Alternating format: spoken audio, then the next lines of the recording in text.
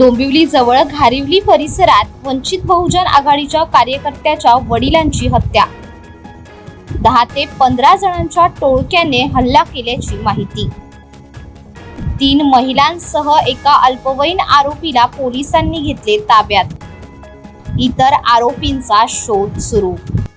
काल रोजी फिर्यादी त्यांच्या रात्रीच्या सुमारास कुटुंबासह जेवण करत असताना यातील आरोपित महिलांचा कुटुंबातील एक अल्पवयीन मुलगा तिथे येऊन त्याने फिर्यादी यांचा भाऊ दिनेश यास बाहेर बोलवले आणि त्यास मारहाण शिवीगाळ वगैरे धमक्या वगैरे दिल्या।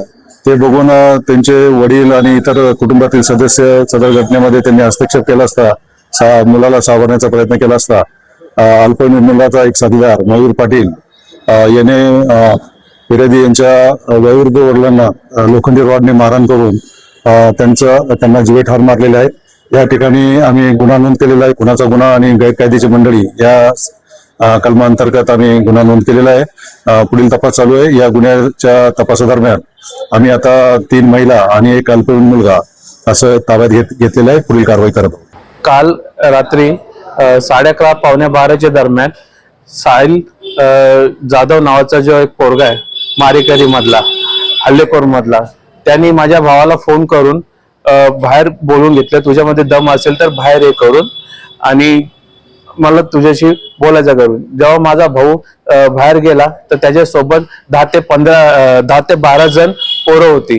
जसा माझा भाऊ बाहेर गेल्यानंतर तसं त्यांनी भावाला मारझोड करण्याची सुरुवात केल्यानंतर कसं तरी भाऊ माझा त्यांच्या झपाट्यातून त्यांच्या यातून सुटला आणि घरी आला।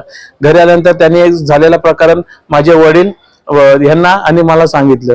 त्याच्यानंतर मी, माझे वडील आणि माझा भाऊ आम्ही तिघेही बाहेर निघालो आणि सोबत माझे काका आणि माझी काकी बाजूलाच राहतात तेही सोबत आमच्या निघाले आणि समोर बघितला तर ते 10 ते 12 जण एकदम लोखंडी रोड हातात वगैरे होते त्यांच्या आणि मोठी मोठी दांडकं वगैरे होती, लाकडी दांडकं हे सोबत ते हातात घेऊन ते सगळे तयारीमध्ये होते।